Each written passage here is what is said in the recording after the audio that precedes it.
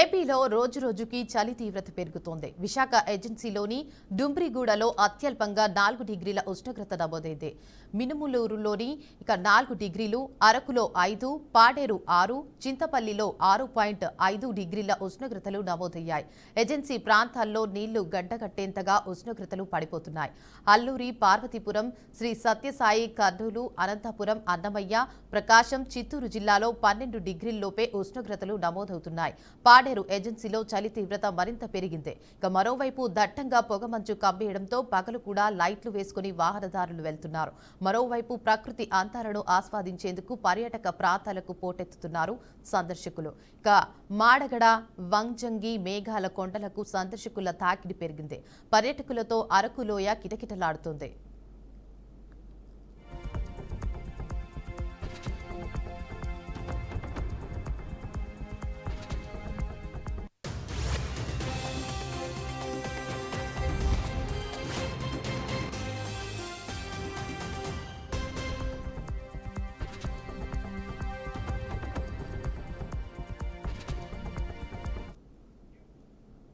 ఇక ఇదే అంశంపై మరింత సమాచారాన్ని మా ప్రతినిధి సుబ్బు అందిస్తారు. చెప్పండి సుబ్బు, అప్డేట్స్ ఏంటి? అయితే ఆంధ్రప్రదేశ్ లో రోజు రోజుకి చలి తీవ్రత పెరుగుతుందని చెప్పుకోవచ్చు. అంతేకాకుండా ఉష్ణోగ్రతలు ఒకసారిగా పడిపోవడం కారణంగా సామాన్య ప్రజలు తీవ్ర ఇబ్బందులకు గురవుతున్నారు.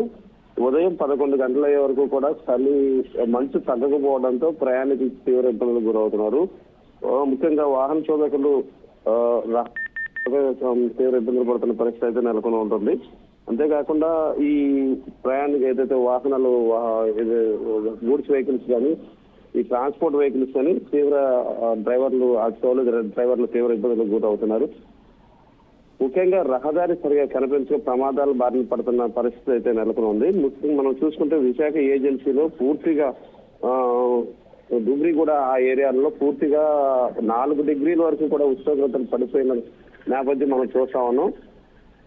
ఎక్కడ ఆంధ్రప్రదేశ్ మొత్తం కూడా ఇదే పరిస్థితి నెలకొంది. ఉష్ణోగ్రతలు ఒక్కసారిగా పడిపోవడంతో ప్రజలు తీవ్ర ఇబ్బందులకు గురవుతున్నారు.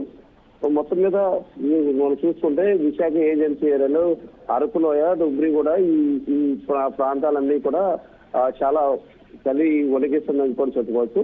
ఉదయం 9 గంటల లోపు ప్రజలెవరూ కూడా ఇళ్ల నుంచి బయటకు రాలేని పరిస్థితి నెలకొంటుంది.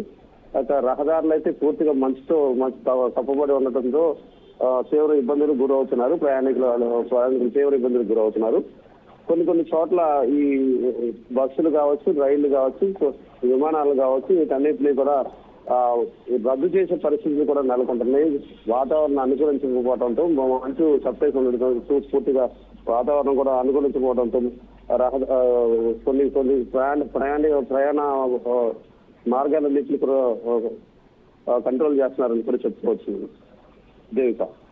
Right, thank you for the update Subbu.